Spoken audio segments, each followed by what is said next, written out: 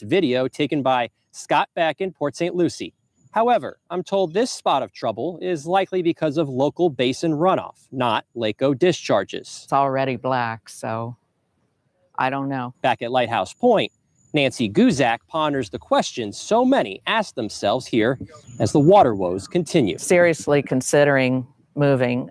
I just don't want to keep enduring this year after year after year. And we're still waiting to hear if the U.S. Army Corps of Engineers will cut down on these discharges in the near future. In Martin County, Alex Hagan, WPTV News Channel 5. Well, meanwhile, the Army Corps of Engineers is casting doubt on the proposed reservoir that would hold water south of Lake Okeechobee before sending it to the Everglades. The Corps did say the design was, quote, feasible, but said it may not meet the goal of cleaning water before sending it to the Everglades. The Corps also said the plan does not meet their safety requirements and may be more expensive than is estimated. Still, Congressman Brian Mast said the important thing is that the plan has been approved and can move forward while the issues are worked out. As we all get older, every little trick of memory invokes the specter of Alzheimer's disease, but one doctor says you can relax and breathe a little easier. The odds are there's no cause for concern.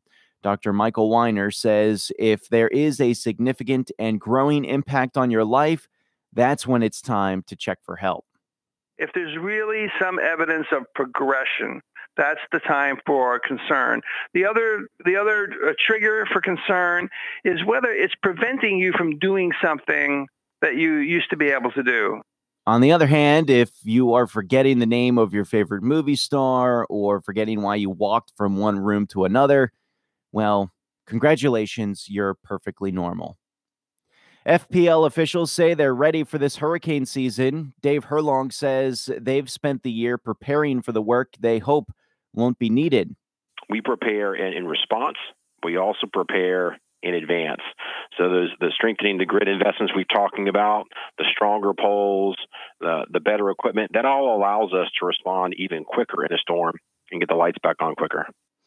He says they work to make sure the areas they serve are as ready for the storm season as any can be made. That means working to eliminate hazards ahead of time and working to make sure all is in readiness for a swift response. If you're near the St. Lucie nuclear power plant today, don't be alarmed when all of the sirens go off around noon. Today's the day of the scheduled testing for all 90 sirens within the 10-mile St. Lucie plant emergency planning zone. Before and after the siren sound, a message will be broadcast stating this is only a test. That is your Treasure Coast news this morning. It's 6:27.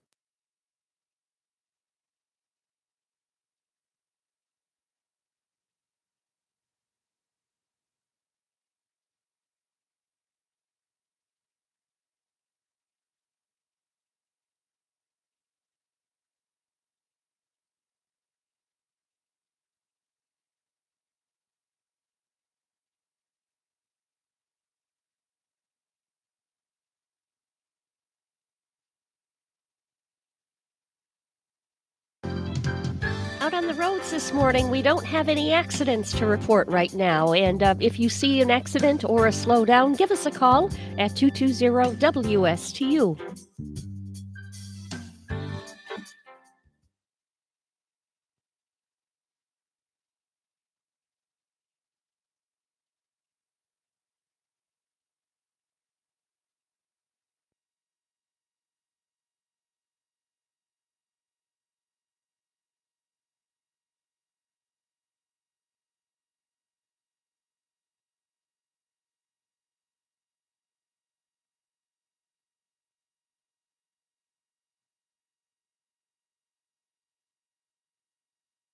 Treasure Coast weather.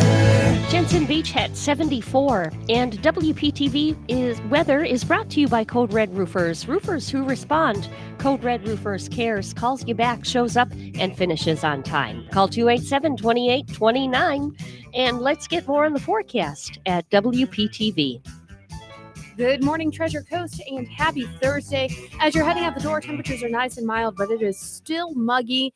Heat and humidity on the way once again for this afternoon. We'll warm into the upper 80s and lower 90s, but it's going to feel more like the upper 90s and triple digits. So go ahead and prepare for that. Also prepare for another round of afternoon storms. Fairly quiet through the morning, mostly to partly sunny, but rain chances go up after lunchtime. We could have a few strong storms with gusty winds, frequent lightning, and heavy rain. I'm WPTV Storm Team 5 meteorologist Felicia Combs for WSTU 1450, Martin County's Heritage Station. All right, thank you. And we are going to go ahead and take a quick break as we get a look at what's going on around the state of Florida with FNN News. When we get back together, we'll take a look at sports and also go back throughout this day in history with Bonnie. You're listening to WSTU's Mike and Bonnie in the morning. It is 6:30.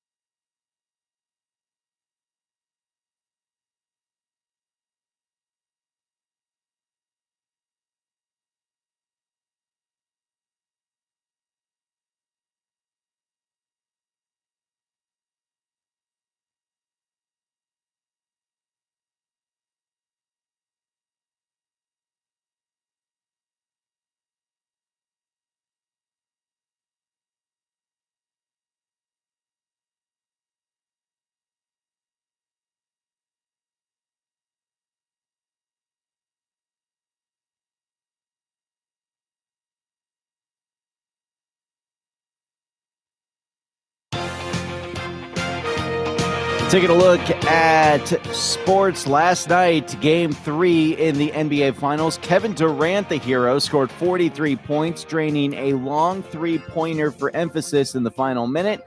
And the Golden State Warriors beat the Cleveland Cavaliers 110-102 in Game 3 of the Finals as they move within a victory of a sweep and their second straight NBA championship. In baseball last night, the Marlins took it to the Cardinals. Derek Dietrich homered and had 4 hits to lead the Marlins past the Cardinals 11-3.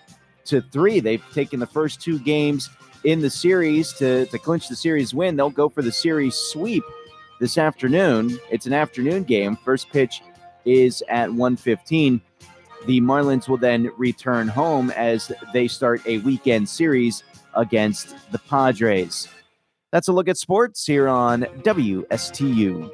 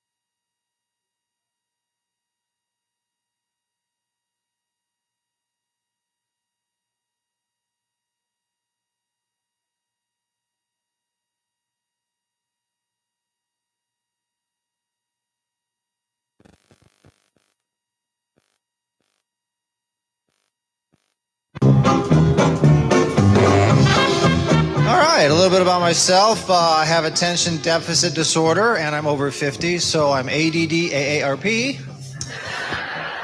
When you get older, here's the one thing you miss the most: how you used to party.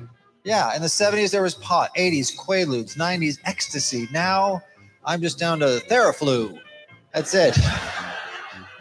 You actually have to look for new ways to get a buzz, a cheap buzz, and this does work. Lay down for like 30, 35 minutes, then get up real fast. Oh. It's a good one. I hate getting older. All my friends my age look great. You know why? They're blurry. That's why. I'm starting to pee in Morse code. Anyway, you got to keep healthy. What you're doing right now is keeping you healthy because you release endorphins when you laugh a lot. And that's why after a comedy show, you walk around for a while like, oh, yeah. And I forgot that, and I actually got an email from a woman. She goes, can you speak to our group about the healing powers of humor? And I had to write her back. I said, I'm not a motivational speaker. I don't know if humor actually heals. And then it hit me. It was 7 years ago. I was at a theater like this, and in the aisle was a woman in a wheelchair, bless her heart, no use of her legs. Well, 20 minutes into my act, she walked out. So, yeah. It was just reported that 10 New Jersey beaches have been found to have unsafe levels of fecal bacteria.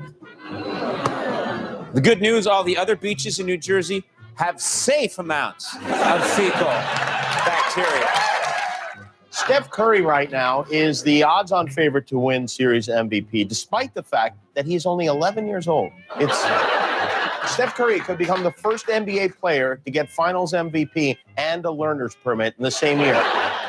In an odd moment during an interview on CNN this morning, White House advisor Kellyanne Conway appeared to misspeak when referring to President Trump as the commander-in-chief. Take a look. And the problem with the president of the United States and the commander-in-chief expressing that She opinion. said commander-in-chief. Commander-in-chief. No wonder Donald Trump always looks constipated. I mean, she misspoke. To be clear, he's not the commander of cheese. But here's my question. My question is that a real position? And if so, do you have to be American-born to hold that office? Because I'm interested. I would crush being commander of cheese. 6:41 on this Thursday morning, June the 7th. Let's take a trip back throughout this day in history with Bonnie. Well, we go way back to 1796 when Daniel Boone started exploring Kentucky. That was 222 years ago today. And Mike, here's a question that you can use maybe during your trivia, and by asking who was the first white man that was born in the state of Kentucky. And that would have actually been... Wait.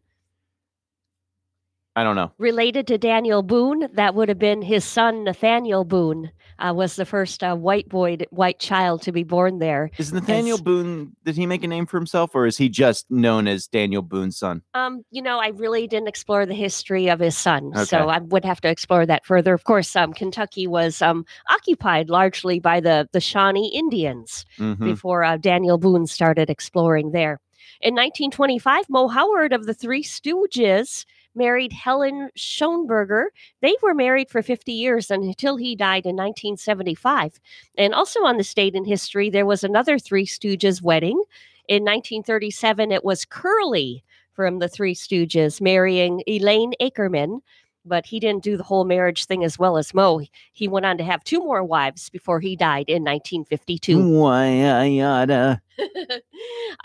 The Rolling Stones released their first single, Come On the State, in 1963 and made their debut on the British TV show Thank Your Lucky Stars. That was the only time they ever appeared on TV wearing identical suits, white shirts, and ties like the Beatles. Yep. That show's producer told the Stones manager to, quote, get rid of the vile-looking singer with the tire-tread lips. How rude. I don't know. It's very rude. I don't know. I guess, is this the song? Sounds very Stones like. Everything is wrong since me and my baby party. All day long I'm walking cause I couldn't get my car started. Later from my job and I can't afford to check it. I wish somebody come along and run it to and wreck it. Come on. Since me and my baby party, come on. I've never heard this song. It's not bad. Come on. No, but it is not Rolling Stones-ish. That is very clear. Somebody was like, this is your first song. Go do it. and they had no power. So, okay, we'll go do it. It's like more bubblegum than Rolling Stones that we heard in later years. A little bit. Kind of on a happy note. Okay, so let's see here. Roy Orbison on the state in 1966 watched as his wife was killed in a motorcycle crash. Roy Orbison's wife dying in that crash 52 years ago today. Can you imagine? Yeah, He watched? Cannot imagine that. Cannot. It would make you feel so powerless. No, like. Oh yeah, especially if you see it happening and you can't do anything about it. That's nightmarish. Torture. 53 years ago in 1965, the Supreme Court of the U.S. ruled that it is legal for married couples to use contraceptives. What? Yeah, boy, talk about the government coming in your bedroom. Until then, Connecticut had a law that said it was unconstitutional for married couples to waste their seed. What? What year? What year is this? In 1965. 1965 is when they finally. How overbearing is that? Oh, let's see. Chuck Berry was charged with 3 counts of income tax evasion on the state in 1979, and he did serve 100 days in prison. That was 39 years ago with Chuck Berry. Every time I think of Chuck Berry, I think of the scene from Back to the Future, where Marty McFly is playing his guitar at the dance, and he's rocking out to Johnny B. Good, and the band leader goes over and he grabs the phone and he's like, "Chuck, it's your cousin Marvin Berry. That new sound you've been looking for," and he holds the phone out, implying that it was a white guy that gave Chuck Berry his sound. That's so iconic. That scene is so iconic. Priscilla Presley opened Graceland to the public in 1982. That was 36 years ago. Would you go? I would still go. I'm not all that interested in visiting Memphis. I would prefer other places of Tennessee, like going back to the Smoky Mountains and where Dollyland is in that area again. Nashville's a great city. Nashville is nice. Tennessee's got some really cool cities. Nashville's awesome. I would love to be able to get back there. Gatlinburg is a really cool Haven't been. town, right? Kind of but I don't know if it's at like the foothills of the mountains or if it's right up Chattanooga. in there. Chattanooga is It's cool. pretty nice. Memphis, I think I would enjoy. I think I could get down with some Memphis. Memphis, to me, it seems I would like to go there for Graceland, but parts of that city, it would just seem like it would be too. A lot of crime there. I think they have one of the largest crime rates right after Detroit. And Really? kind of a dirty areas, filthy areas. But to visit Graceland, yes, but I would pick probably other parts of Tennessee because of that, maybe to visit. Chattanooga, when I went there, it had two aquariums. They were two aquariums side by side, and one was river and one was ocean. So you got to visit the ocean wildlife in one and river wildlife in another, where I saw a bunch of otters swimming and playing and having fun at the time. So that was a really cool thing in Chattanooga. Wow.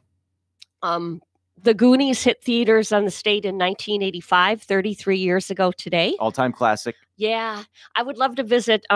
The setting of that one was Oregon. I always thought it was like a California coast town, Right. but it was actually filmed. A lot of it was Cannon Beach, Oregon, and that cool town, I think what had been Astoria, Oregon, that kind of cool town where you see in the beginning and they're riding their bikes around. It would just be like a cool town to visit.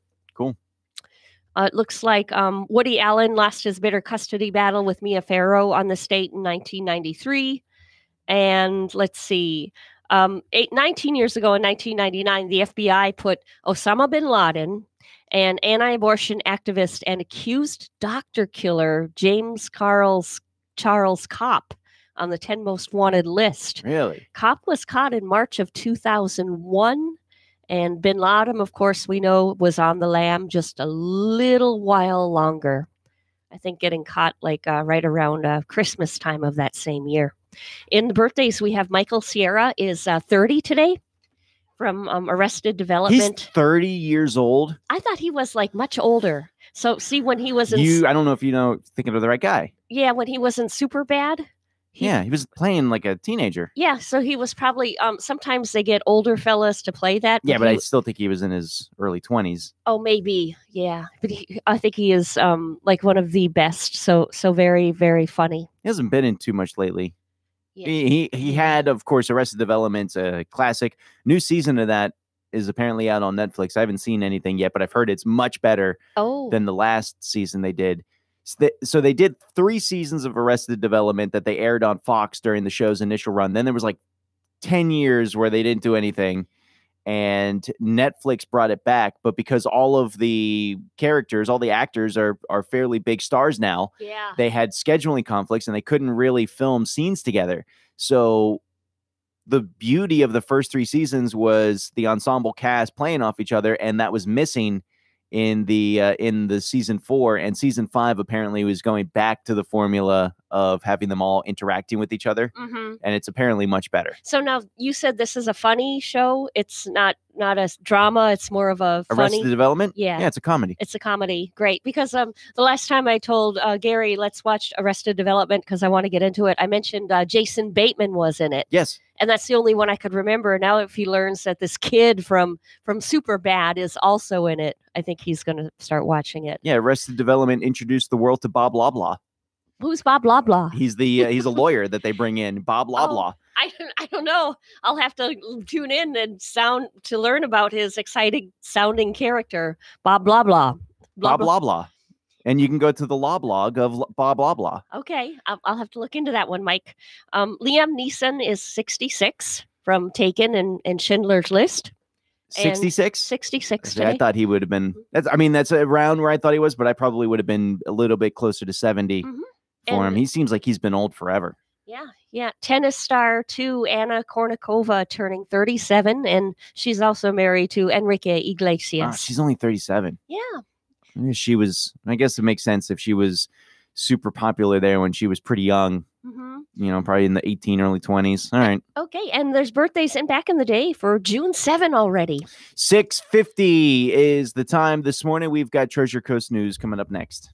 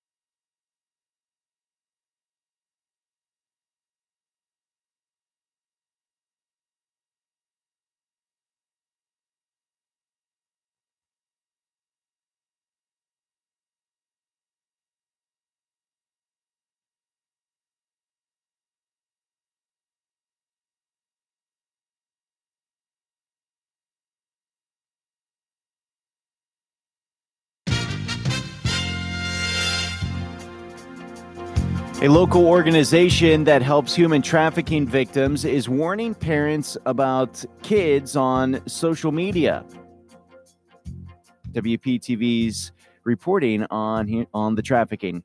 This is the Catch the Wave of Hope mural, and it's raising awareness about human trafficking. This summer, the organization is sending out a warning about messages that teens see through social media. My daughter received an Instagram message, and she didn't think much about it. Gina Kenyon says her teen daughter received this message last summer, stating that she was a perfect 10 who can be set up with professional athletes, CEOs, and actors, and that they've started a big summer hiring push. I just so happened to be at a training for I volunteer for Catch the Wave of Hope, and I brought the message to them. The Stewart organization, which helps human trafficking victims, passed the message on to law enforcement. And they found out this was a trafficking ring out of California. Kenyon says she was shocked. It's scary. It's very scary. Though her daughter never responded to the message, Catch the Wave of Hope says this summer parents need to warn their kids. It's very, very frightening.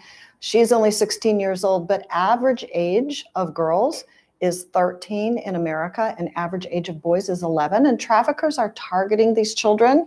They're targeting them over the summer. Lynn Barletta says it's important to talk with your kids and know what they're looking at online, especially during the summer months. So children can be messaged, and if they respond to the message, the grooming process can begin, and it could take less than 2 weeks to talk a child into meeting a trafficker somewhere without parents knowing anything. The organization is in the process of raising funds connected with this mural to build a home for trafficked girls. Reporting in Stewart, Tanya Rogers, WPTV News Channel 5. Scientists say the changing climate means slower named storms, and that means more damage from them. New research published in Nature magazine is showing that in the past 70 years, hurricanes have slowed down by about 10% due to global climate change. This means that storms are becoming more intense and communities are being pummeled with hurricane-force conditions for longer amounts of time.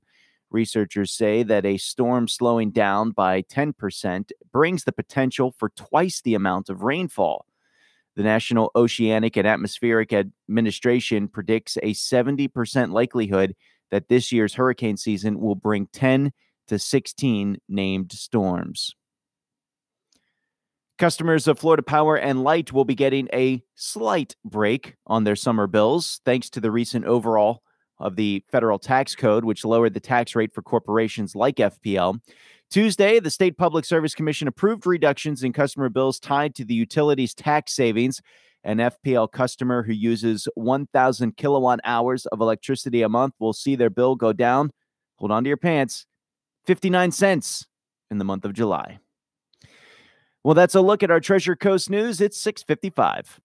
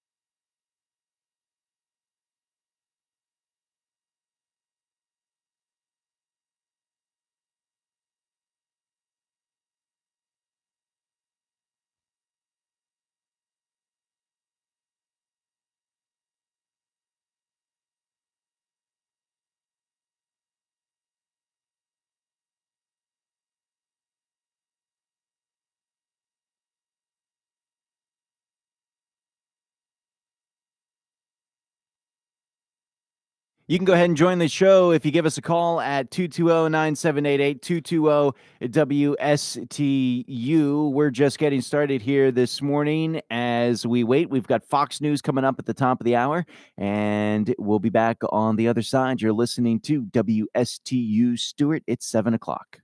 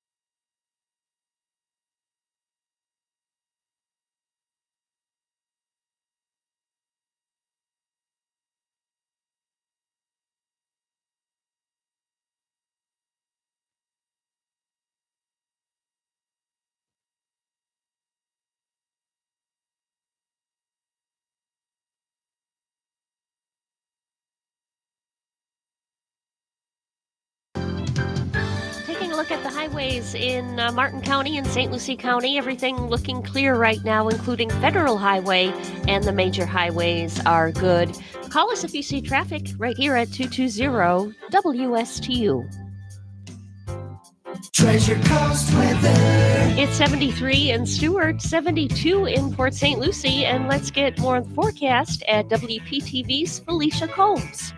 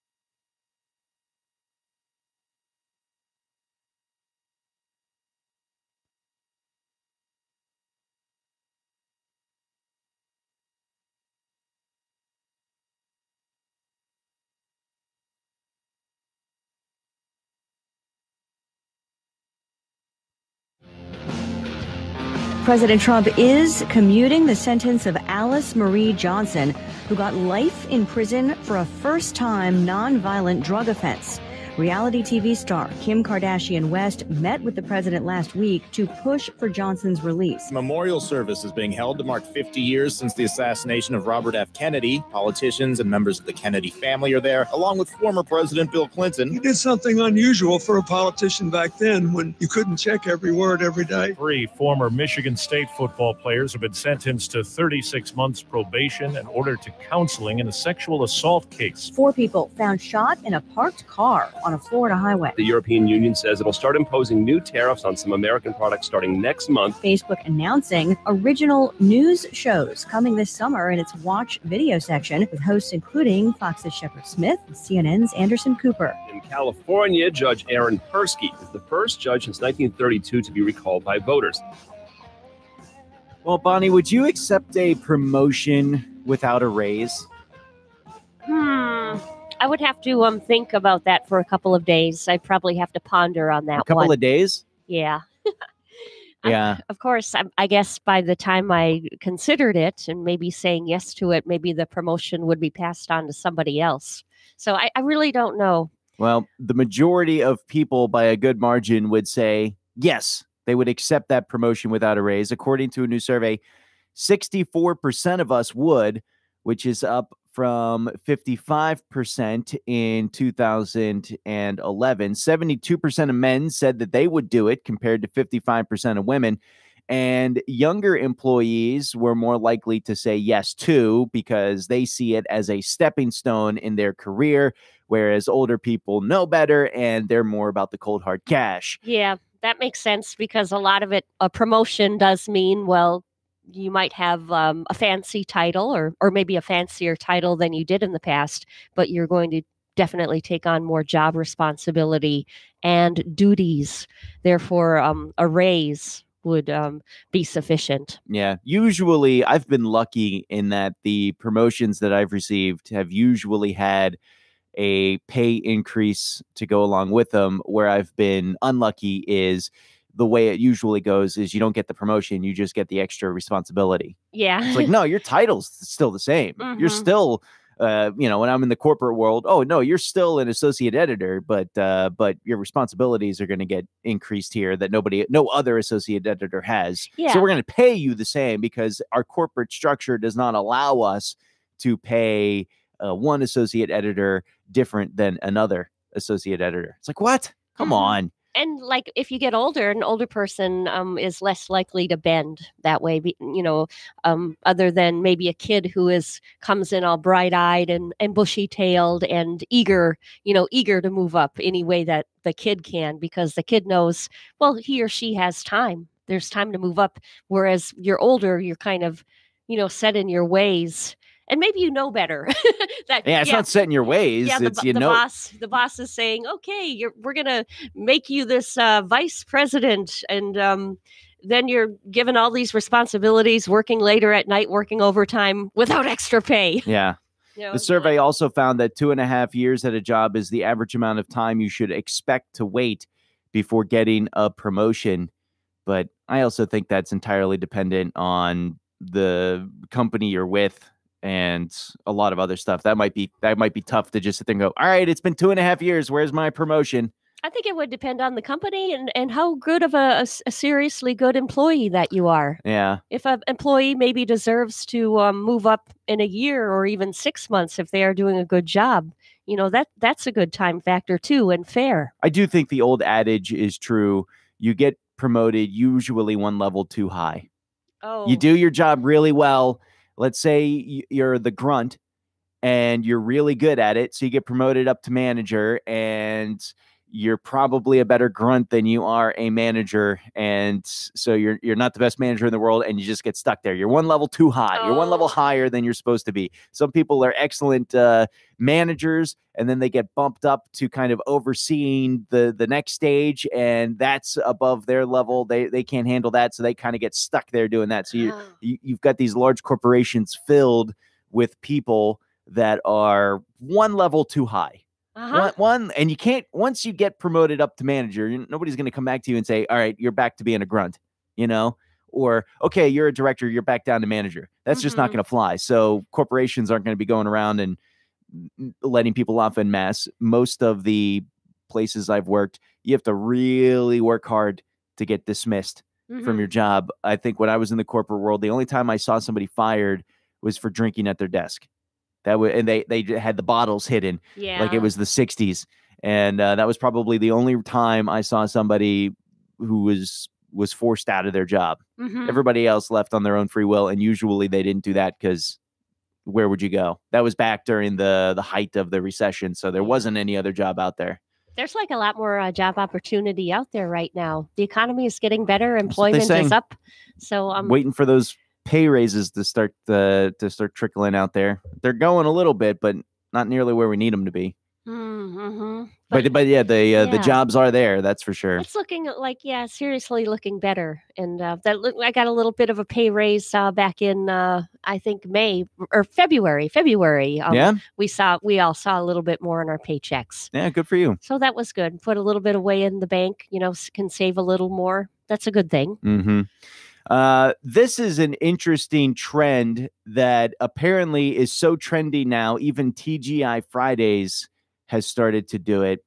But the new trend in cocktails right now, they say it's making your mouth numb. I disagree with that assessment. But what these cocktails are doing is they stick a little flower blossom into the drink, and it's kind of called a buzz button for short. That's kind of the nickname of it, but it's a little flower bud.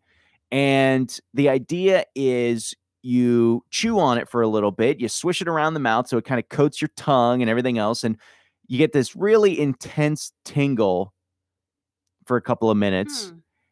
And what it does is it brings out the flavors in your drinks. And so I had this out in Vegas when we were there last summer. It's not even on the menu, but it's kind of the drink that everybody knows to go to get. It's in the Cosmopolitan Hotel. And there's this, I forget the name of the bar, but it's this really cool bar right in the middle of the hotel. And the place is always packed. And you order the special margarita that they've got there, and it's got this buzz button flower in it. And they say what they want you to do is take a sip of the margarita first, so you can sip the margarita plain, and it's a good margarita, but it tastes like every other margarita you've had. You then chew on this flower bud, swish it around your mouth for a little bit. You get that tingling going on. You take the next sip, and suddenly the flavor has been amplified tenfold. You have to be kidding Oh me. no, it is. And you can pick out the individual ingredients. It is insane and really an incredible way to enjoy a margarita. And this one had apparently been the buzz. We had it in Vegas. Of course, it's in Brooklyn. It's in all the big cities. And it's now gone so mainstream that even TGI Fridays has picked up on it because they have just rolled out a drink that they are calling the Blackberry Buzz Rita, Oh, which my has word. the little flower bud in it. Oh. So I can't attest to the quality of the drink. I haven't had it. Uh-huh. I would still rather fly to Vegas and have the drink out there. But you better believe next time I'm in a TGI Fridays, if they've still got that drink on the menu, I'm getting it. Absolutely. I think I'm going to I want to go to TGI Friday maybe this weekend, especially for it, because blackberry being my favorite berry. And then through this little flower bud, like a magic flower bud, if that taste is intensified, Mm-hmm. oh my word, this sounds like too good to be true. It's pretty cool. If you haven't had it yet, I recommend it. But your mouth will tingle. It's a very intense sensation. That's why I don't think numb is necessarily the right word for it because of all the sensations you get. It's not. I would think if you're numbing your mouth, you wouldn't be able to taste anything. Yeah, it would be like there would be an antihistamine or some kind of Benadryl in that berry, or maybe that flower thing, making your tongue feel numb. You know, like have you ever just bitten into a Benadryl before you swallow it to take for allergies? It No. has it. I'm not usually. The powder that spurts out of it gives your whole mouth or your whole tongue like a numbing sensation. I usually avoid the chewing of the pills. You know what I thought? You could almost take one of those before you go to the dentist. I mean, or you could, or you put Why? put powder Benadryl in your mouth so you know, just in case the dentist starts drilling on you before the Novocaine hits in. What? They don't do that. That's not a thing that you need to worry about. I don't know. I just thought it might be a good idea. I just thought of it now, It's Mike. not. It's not a Okay. good idea. Let's put that to bed now. Just like I suppose you could take a tequila shot too before you go to the dentist. That is also a poor idea. Okay. We know that they're doing another Top Gun movie. It's a sequel called Top Gun Maverick. And we knew that Tom Cruise was going to be returning. But despite a 2-year battle with throat cancer that took a serious toll on his health, Val Kilmer's coming back too. Oh, Val Kilmer, bless his heart. Yeah, sources say he's been spotted at the San Diego hotel that the production crew's been using since filming started last week.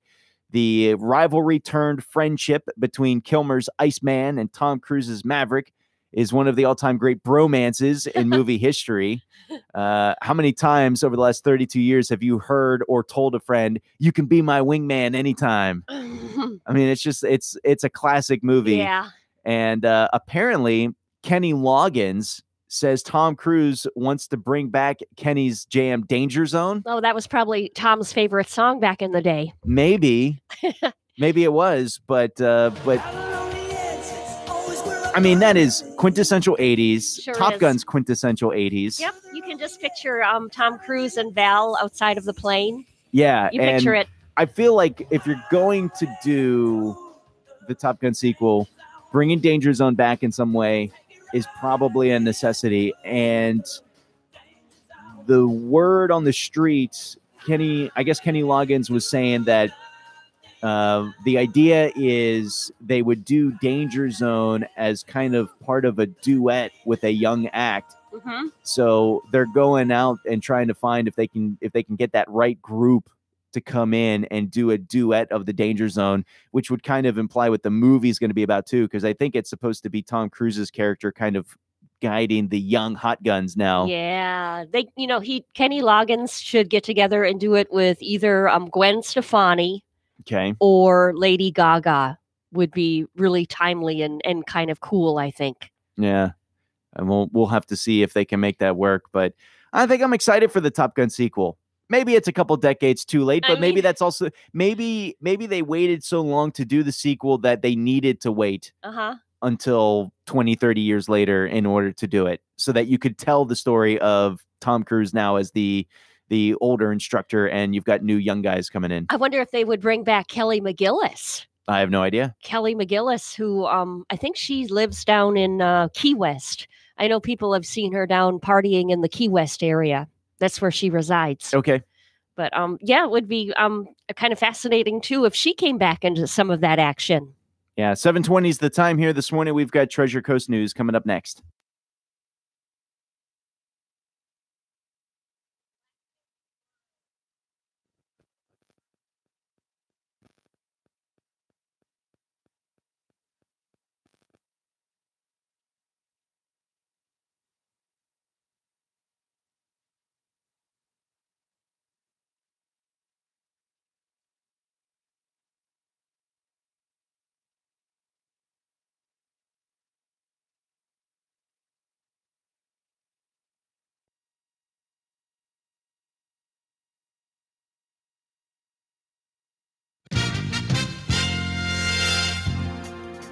Taking a look at our Treasure Coast News, in many ways, we knew it was only a matter of time. Algae has been spotted in the St. Lucie River. WPTV's Alex Hagan reports. At Riverland Marina, trouble spotted. Which isn't a very good thing. By Tom Nolan. Today it was quite a bit worse than it was yesterday. This may be the first algae spotted on the St. Lucie River since the U.S. Army Corps of Engineers began discharging Lake O water last Friday. It's unfortunate to see what you see here. And more may be coming down the pipe. Take a look at what I found at the St. Lucie Locks.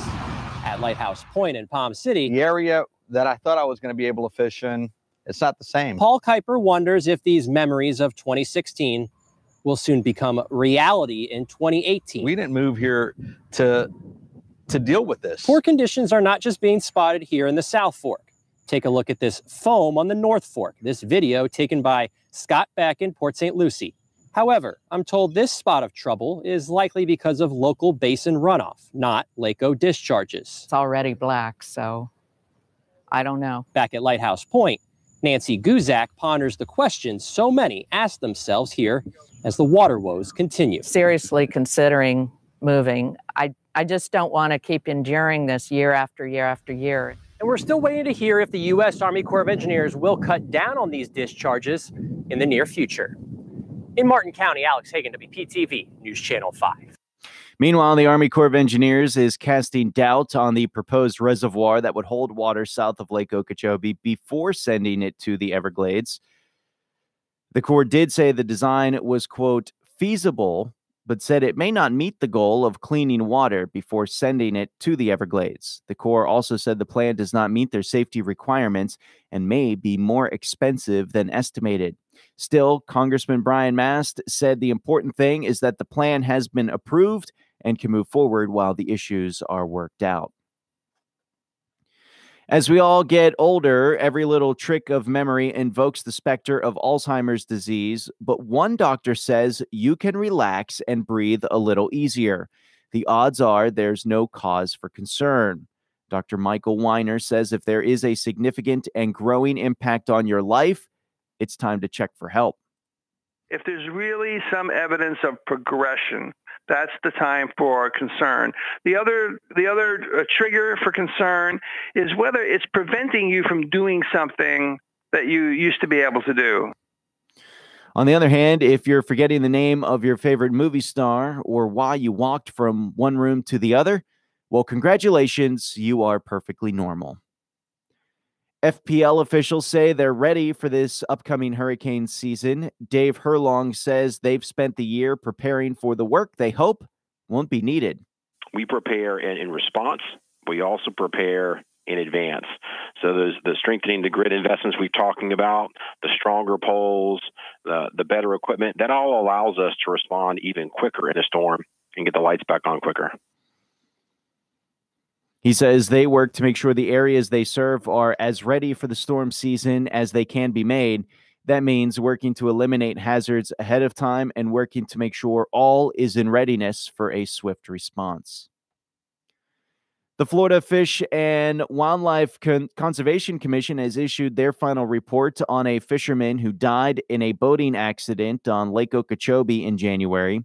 Nick Kaler of Apopka went missing while participating in a fishing tournament on Lake Okeechobee on January 4th. Kaler was a passenger on a motorboat operated by William Robert Kasaya. Their vessel encountered high winds as it neared the center of the lake. The FWC says the boat penetrated a wave and became swamped. Kaler was ejected from the boat, and Kasaya fell overboard when trying to get to Kaler. When Kasaya returned to the boat, Kaler was no longer in sight. Kaler's body was found by a commercial fisherman near Clewiston several days later. An autopsy determined the cause of death to be accidental drowning. The FWC says evidence and information gathered indicates that no crime was committed. If you're near the St. Lucie nuclear power plant today, don't be alarmed when all of the sirens go off around noon. Today's the day of the scheduled testing for all 90 sirens within the 10-mile St. Lucie plant emergency planning zone. Before and after the siren sound, a message will be broadcast stating this is only a test. Today's the last day for the tax-free holiday on certain hurricane supplies. Things like reusable ice packs, flashlights, gas containers, batteries, tarps, even portable generators can all be purchased without having to pay tax on them. For information, go online to floridarevenue.com/disaster prep. That is a look at our Treasure Coast news here this morning. It's 7:26.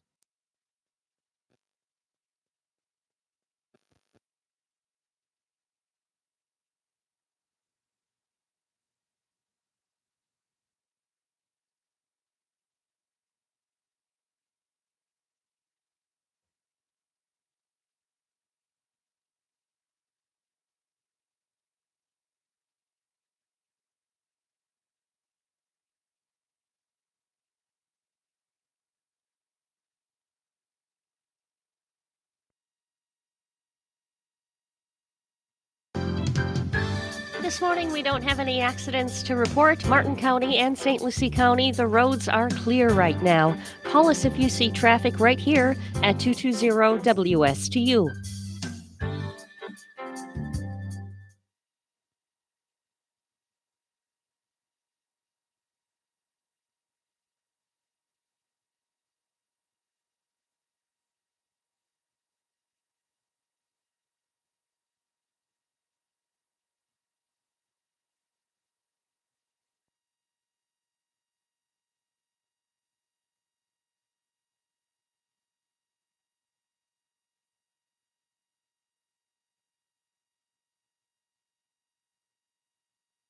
Treasure Coast weather. 73 in Stewart, and WPTV weather is brought to you by Code Red Roofers. Roofers who respond. Code Red Roofers cares, calls you back, shows up and finishes on time. Call 287-2829.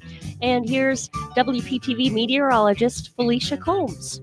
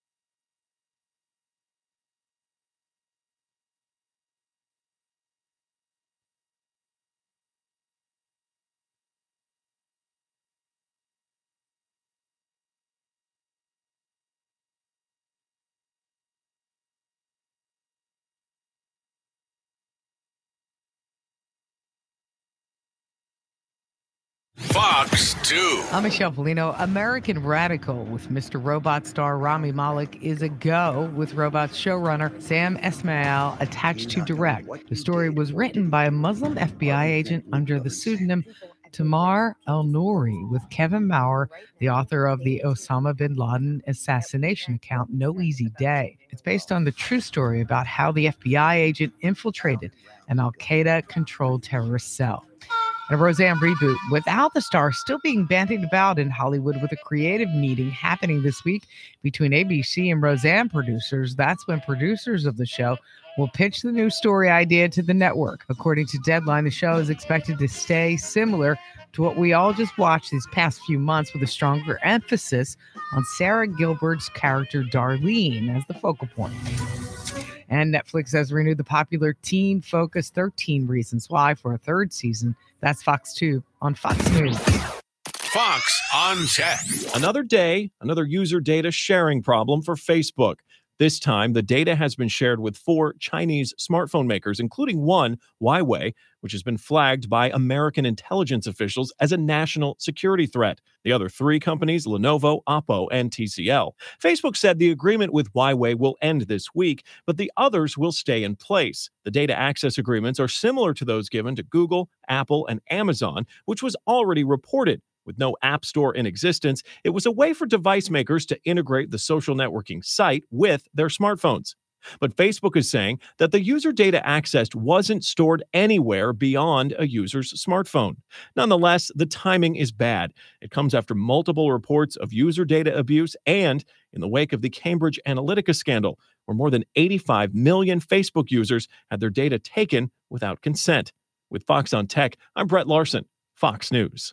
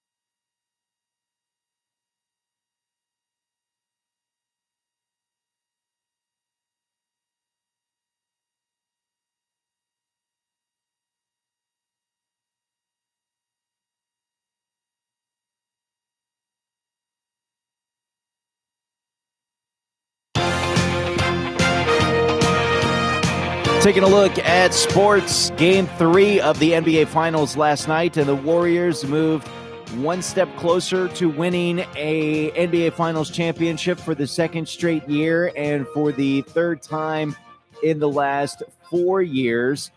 They were able to defeat the Cavaliers 110-102. Kevin Durant scored 43 points, including a long three-pointer for emphasis in the final minutes of the game. The Warriors will go for the 4-game sweep tomorrow night. Tip-off scheduled for 9 o'clock. Should LeBron James and the Cavs win and push off elimination, Game 5 would be played in California on Monday evening. Another team looking to avoid elimination is the Vegas Golden Knights in the NHL Stanley Cup Finals. Game 5 in that series between the Knights and the Capitals is tonight at 8 o'clock. Washington leads that series 3-1. If the Caps win, it would be their first Stanley Cup in franchise history. Baseball, the Miami Marlins picked up their second straight win over the St. Louis Cardinals. Derek Dietrich homered and had 4 hits to lead the Marlins past the Cardinals 11-3. The Marlins have now won 2 in a row. They've clinched the 3-game series against the Cardinals. They'll go for the 3-game sweep this afternoon, with a first pitch scheduled for 1:15. Then the Marlins return home for a weekend series against the Padres, followed by a series next week against the Giants. That's a look at sports on WSTU.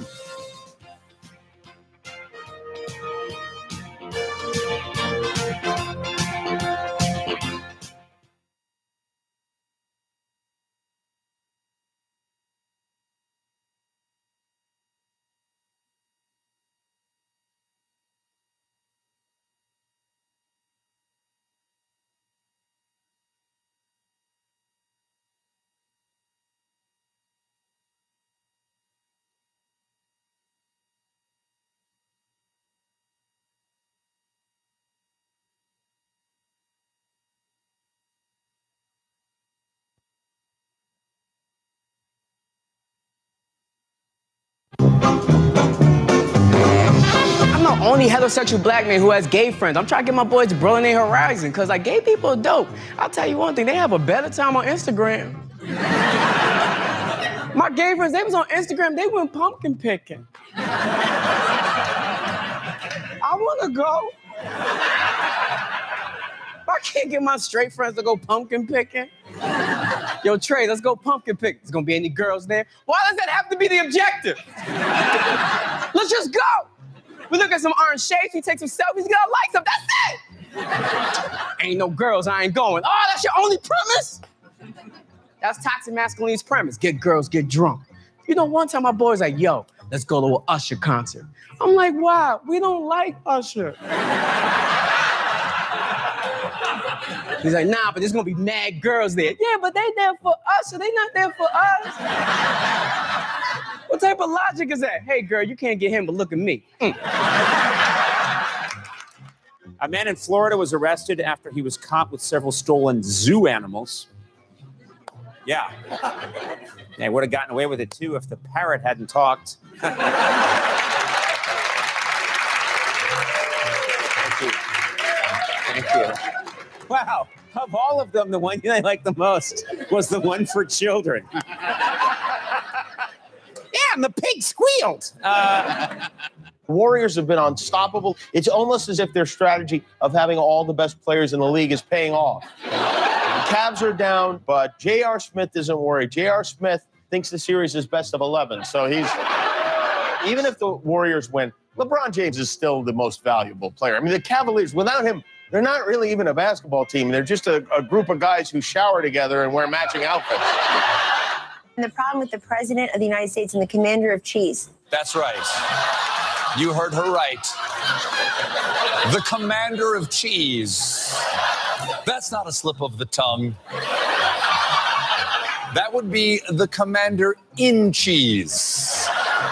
The Commander of Cheese is an entirely different position. One, I will admit, Trump is qualified for. I mean, after all, he did win Wisconsin. There's a lot of snark and bark. This junk and this bunk. The Russian collusion, delusion, illusion. Did ya? Wow. Kellyanne can rhyme. She's spitting bars faster than Mueller can put people behind them. 7:39 here on this Thursday morning, June the 7th. It is National Chocolate Ice Cream Day. Ooh, as it should be. A perfect day for it in a hot day like it is in June. Yeah, sometimes, I like the kind of extravagant ice cream flavors. Give me the ones that have the chocolate ice cream with the hunks of chocolate in there and some nuts and caramel swirls and marshmallows and all kinds of crazy things in there. I like those a lot.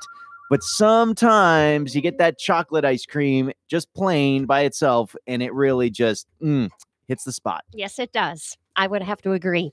Well, Thursdays at this time, we always speak with Joe Katchenbohm from the Stewart Martin County Chamber of Commerce. He's joining us once again here on the phone line. Good morning, Joe.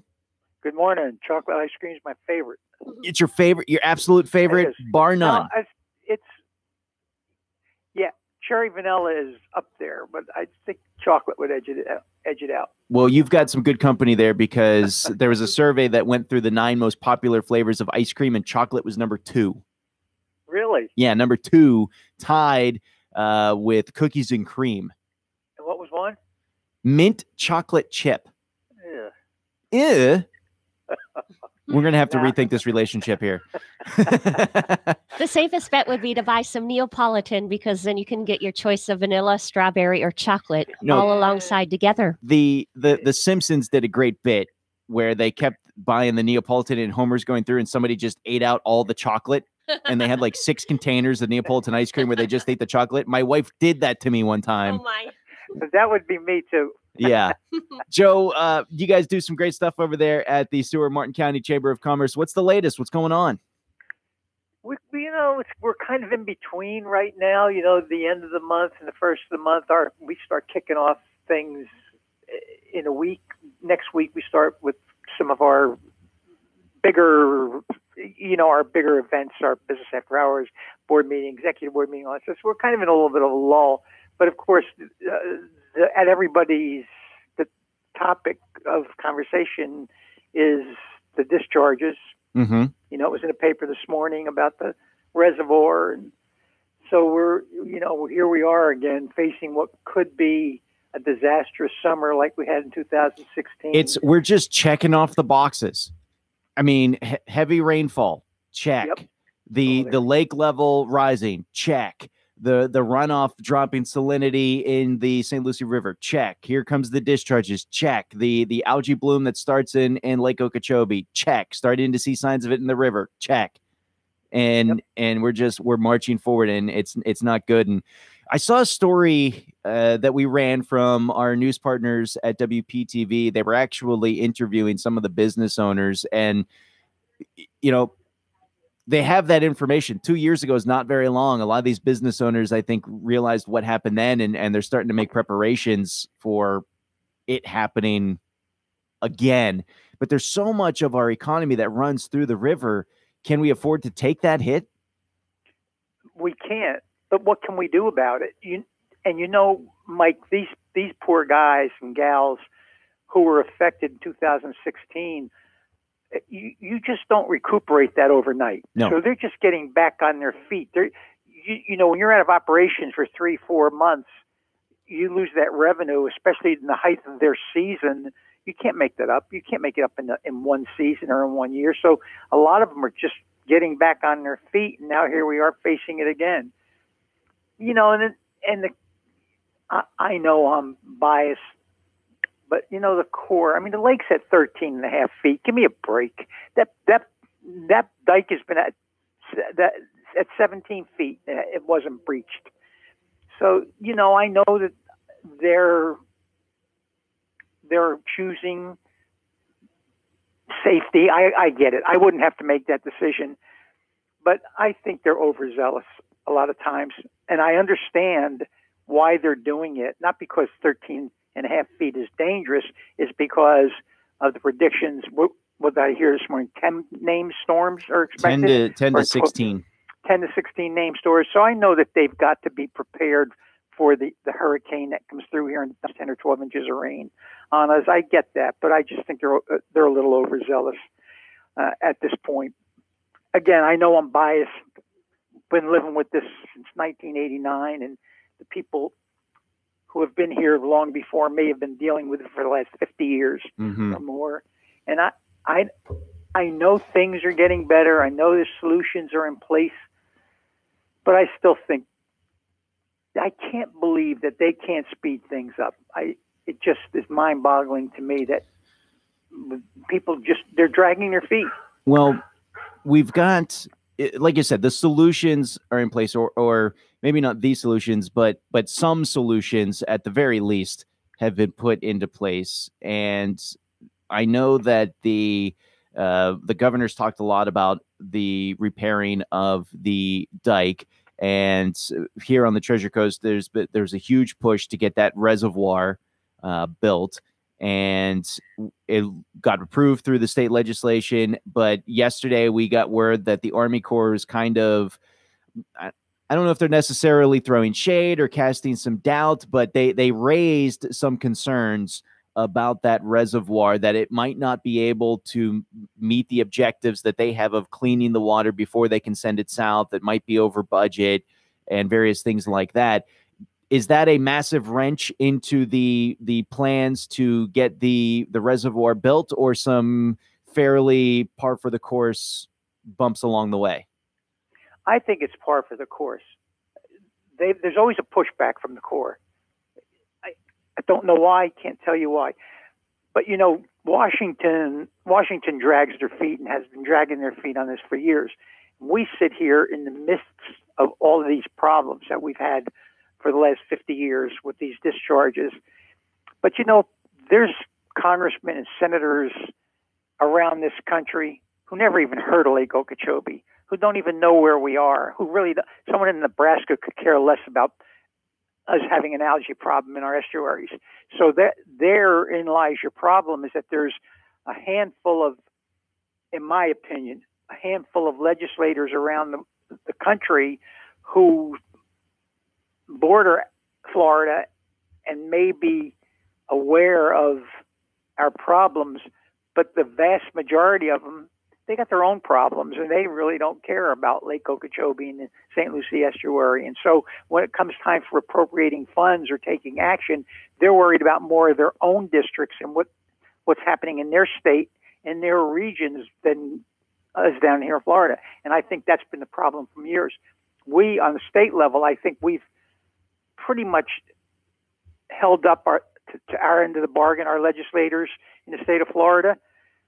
But I mean, the feds don't. They're behind in their payments. They don't meet their obligations. They don't send or approve the funds they're supposed to appropriate, and so we're stuck out in the cold. But can't we take the message then, if the legislators aren't going to care, can't we take it to their constituents? I mean, I have a hard time believing that somebody who lives in Nebraska isn't going to care about these when they see the images of what the algae bloom does.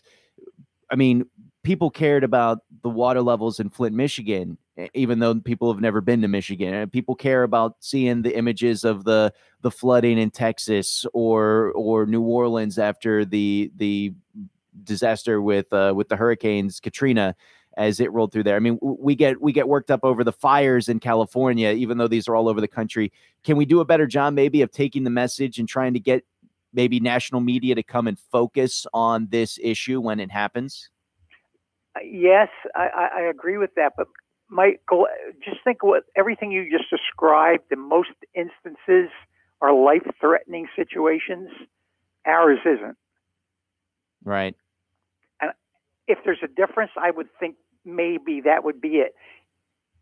You know, God forbid if these algae blooms were causing people to become sick and die and causing a plague of some sort, you know, then it might bring attention to it.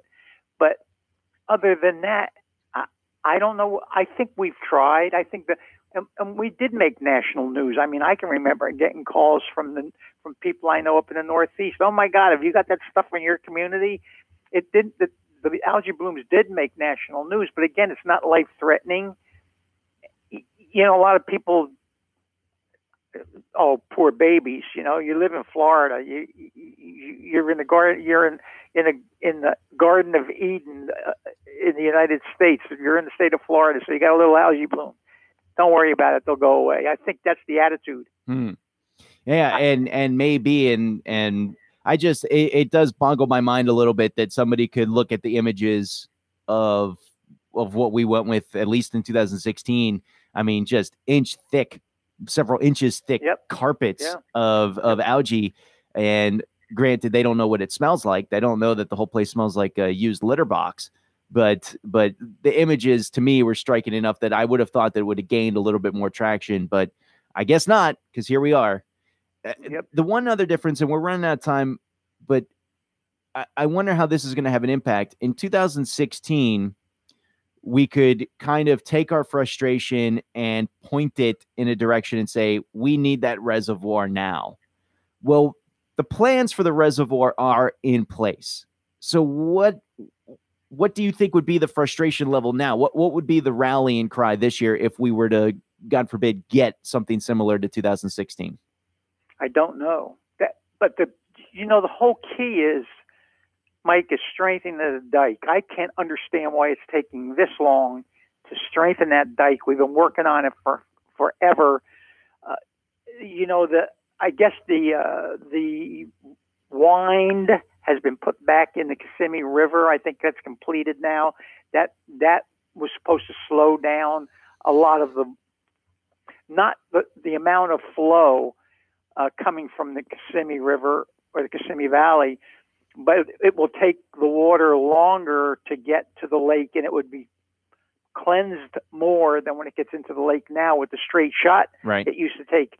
So that it's a big puzzle, and all of these little pieces have to fit. And I think one of the cries about the reservoir south of us that was approved last year that Joe Negron pushed through was, yes, it's a piece of the puzzle, but it's not an important piece enough that's going to stop the discharges. I think that was the cry of those opposed to the lake. But the dike has got to be completed, so they're not worried about 16 or 16 and a half feet breaching the dike. Right. So that's the key. That's the slowdown. That's the silver bullet. Fix the dike, and we don't have to worry about it. But I don't understand.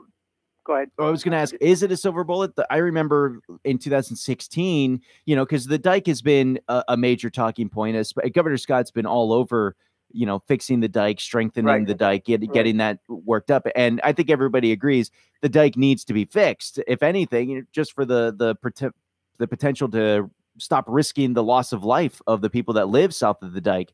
However, there was a time when the Army Corps of Engineers was saying, look, even if that dike is fixed, we might not keep extra water in the lake.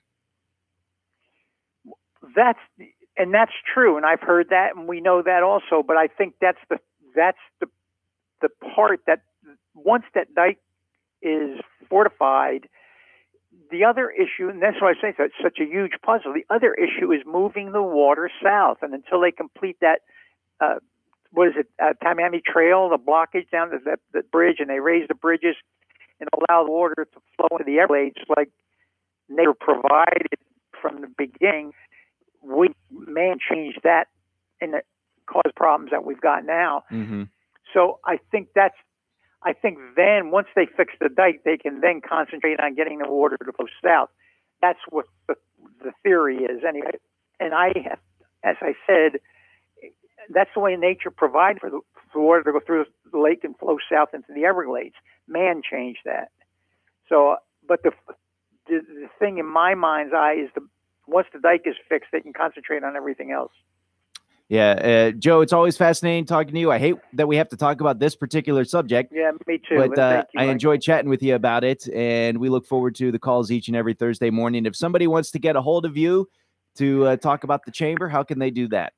They can call me at 772-287-1088. My extension is 108. And if they want information on the chamber, they can go to our website, which is stuartmartinchamber.org. All right, thank you, sir. Go get that bowl of chocolate ice cream ready to go. Thank you. I can't wait. Enjoy the day. Have a good weekend. Yeah, you too. Speak with you next week. Bye-bye. Joe Ketcherbone from the Stuart Martin County Chamber of Commerce giving us a call this morning. 7:54 is the time. More of Mike and Bonnie in the morning coming up next.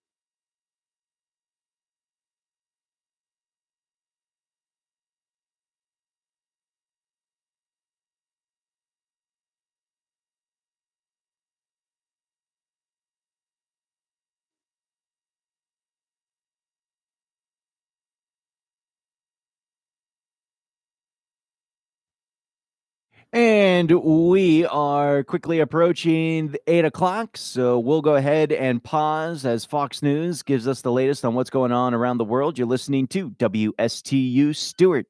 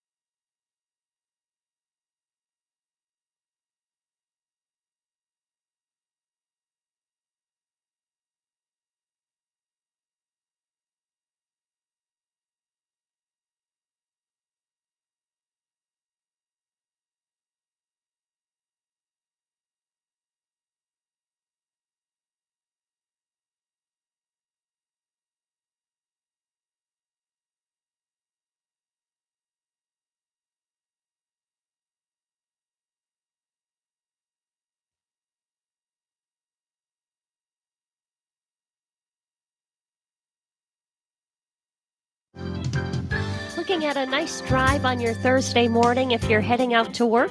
We don't see any accidents. Things should be good if you're driving. And if you see an accident, let us know at 220-9788, 220-WSTU. Treasure Coast weather. 75 in Palm City, and Port St. Lucie has 75. And let's get more of the forecast with WPTV's Felicia Combs.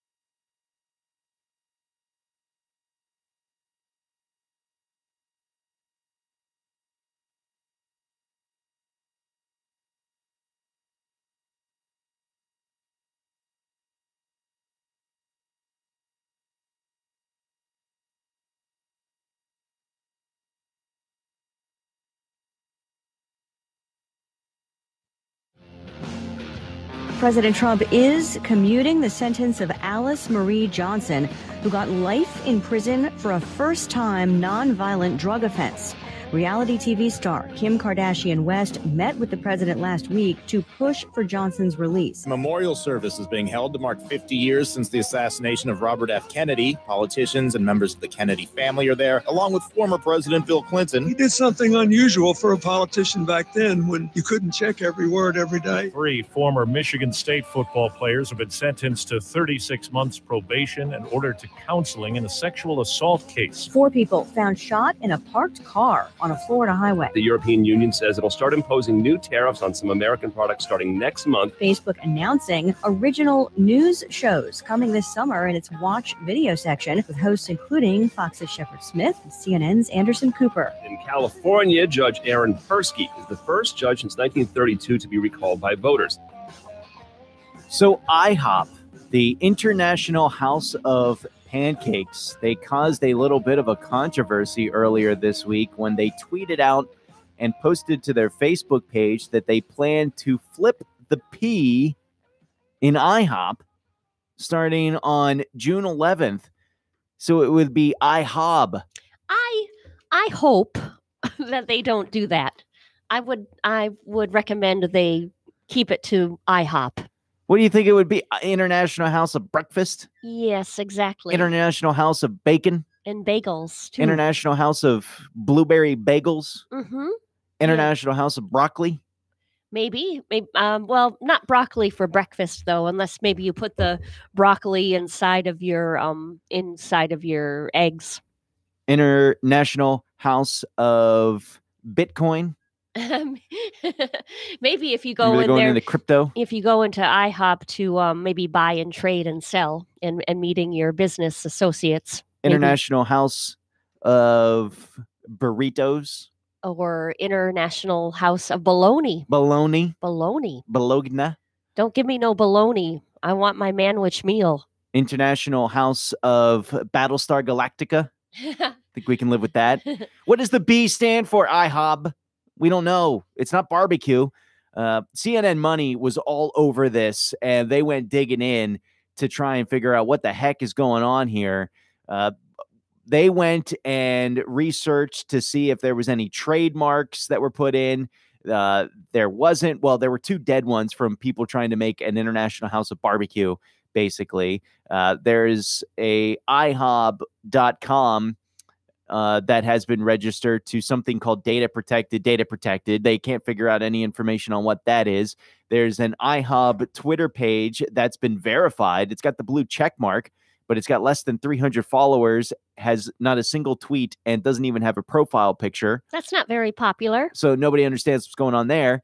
And the social media team for IHOP is having a field day with this. They're running a ton of polls to try to figure out, to get people to vote on what they think the B would be. Bacon, biscuits, butternut squash, barnacles, some of the things that they put on their polls. And they've also tweeted out things like, obviously, you've got to be paying attention, things like that. So we don't know what the B is yet, but it does seem unlikely that they're actually changing the name. This seems like it's a short-term marketing gimmick.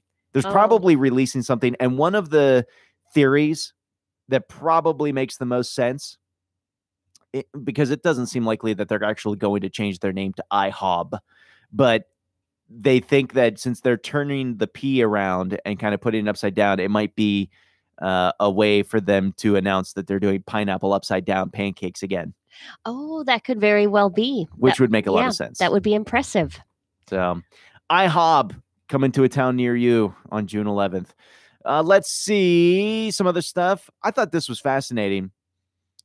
Researchers in Europe polled about 50,000 people to find out how much they drank and how many times they'd call in sick over the past 5 years or so. And they found that moderate drinkers used the least amount of sick days.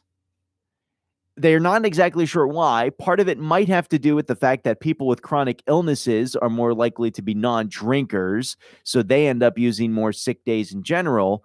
And it's not heavy drinkers that are part of this. Heavy drinkers miss a lot of work too, but it's just the people that are moderate drinkers. I think maybe because they're used to kind of waking up with not feeling great. That's what I would definitely consider that. They just get used to it after a while. It feels natural to them. Yeah, you go out to the bar, and maybe Wednesdays is the night that you go out and you have a couple of beers, you lay back, and then you wake up on Thursday and you're like, ugh, that's stunk. Man, I'm feeling rough this morning, but you got to go to work. You're waking up on Thursday just wishing it was Saturday or Sunday, where so you didn't have to wake up at all. So maybe when you do get sick, you wake up and you're like, oh man, it feels like I drank last night. All right, I guess I better go to work.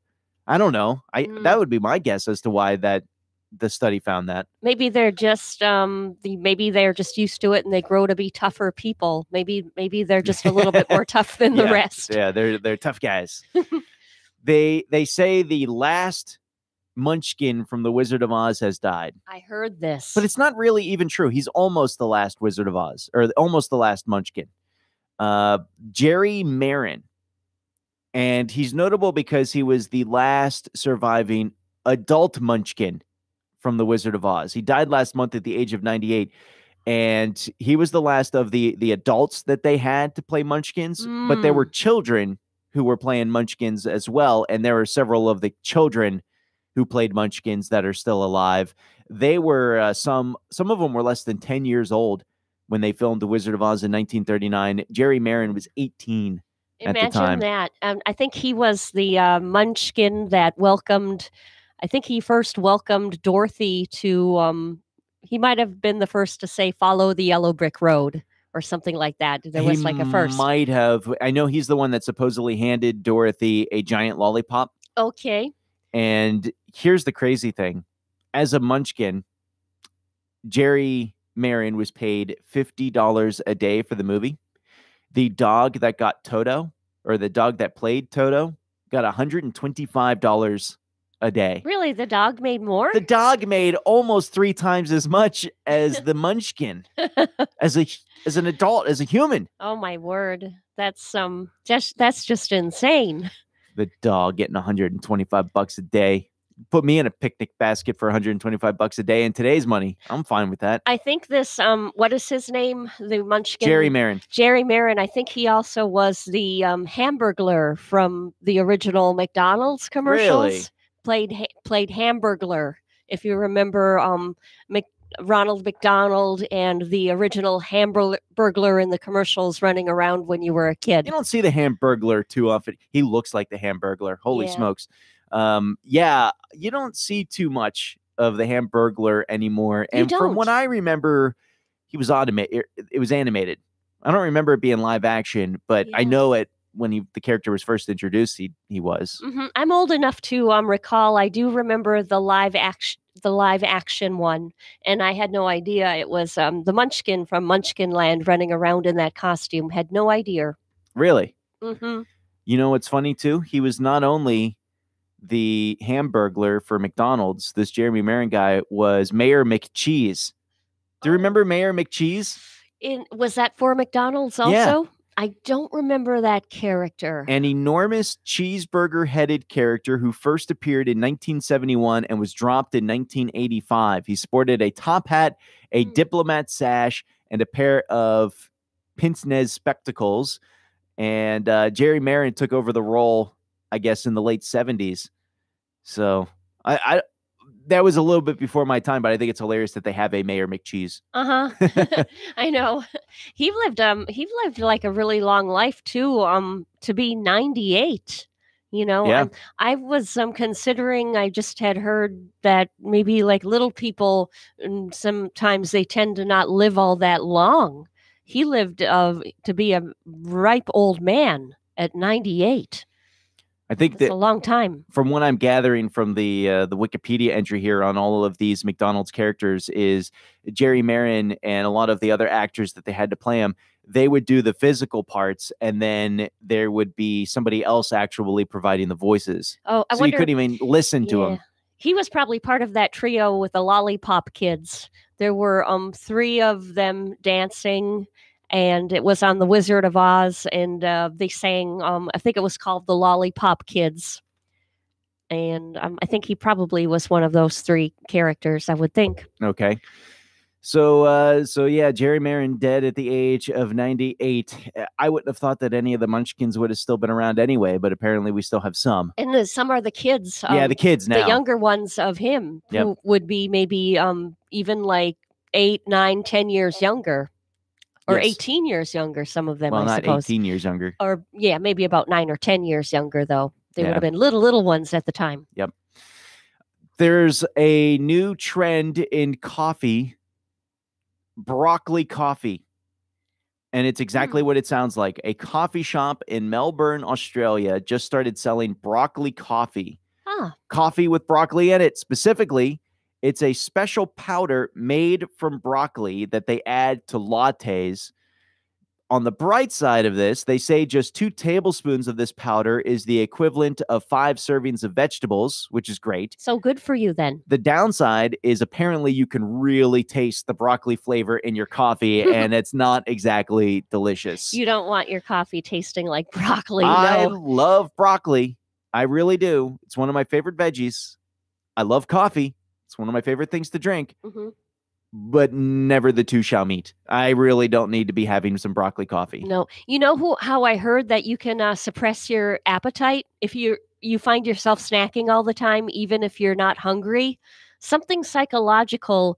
You think of a plain plate of broccoli, and it's supposed to suppress your appetite. Is it suppressing your appetite because most people don't like broccoli?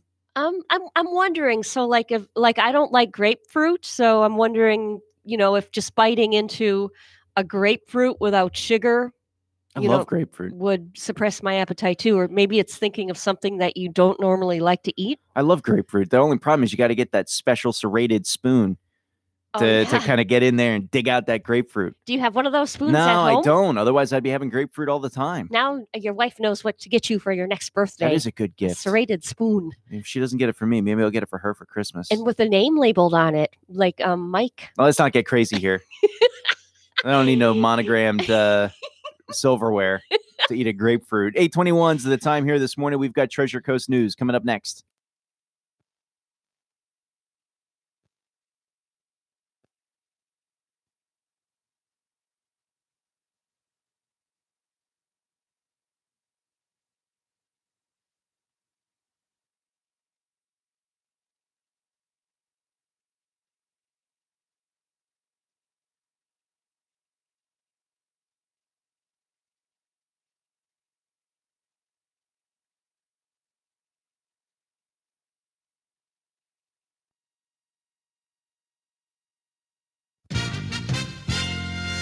Well, it was pretty much only a matter of time. Algae's been spotted in the St. Lucie River. WPTV's Alex Hagan reports. At Riverland Marina, trouble spotted. Which isn't a very good thing. By Tom Nolan. Today was quite a bit worse than it was yesterday. This may be the first algae spotted on the St. Lucie River since the U.S. Army Corps of Engineers began discharging Lake O water last Friday. It's unfortunate to see what you see here. And more may be coming down the pipe.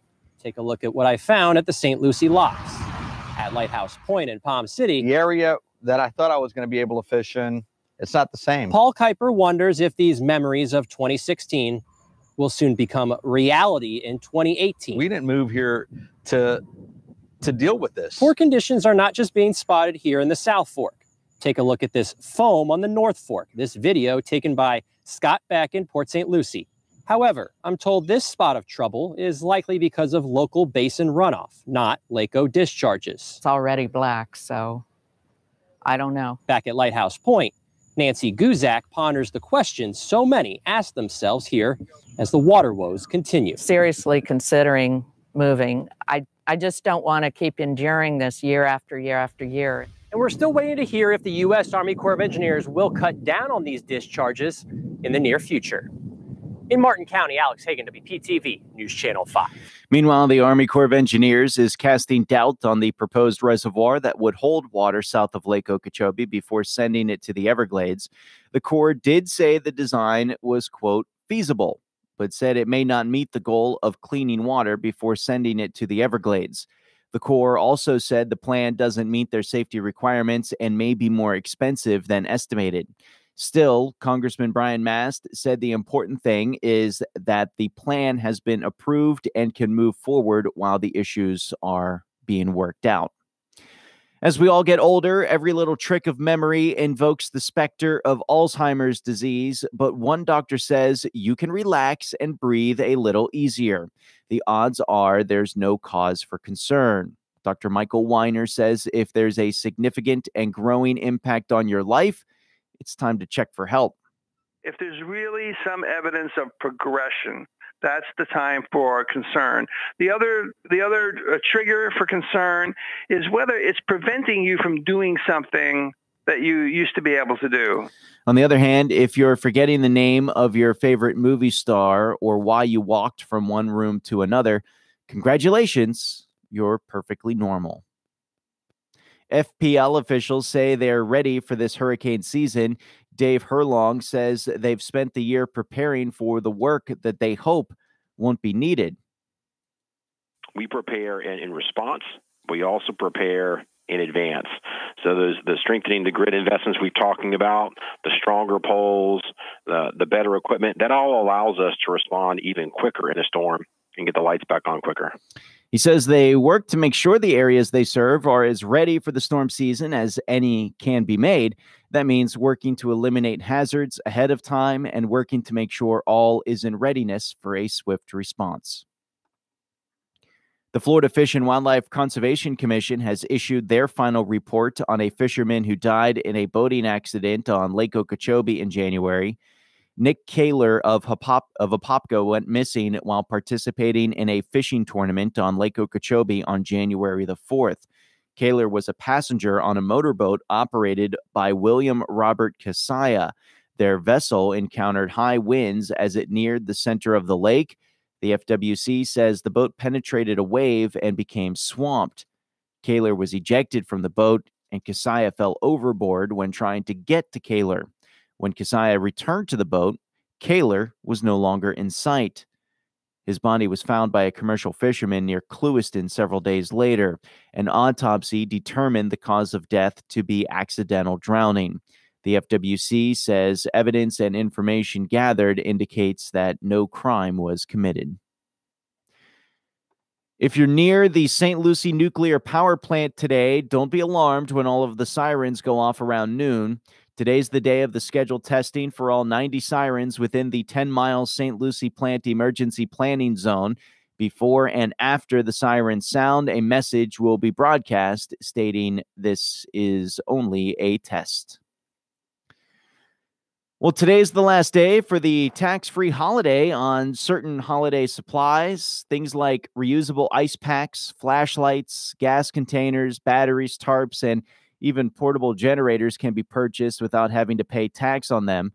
For more information, go online to floridarevenue.com/disasterprep. That's a look at our Treasure Coast news here this morning. It's time now for the Precious Metals Report, brought to us by St. Lucie Jewelry and Coin. Gold's opening at $1,300.10 an ounce.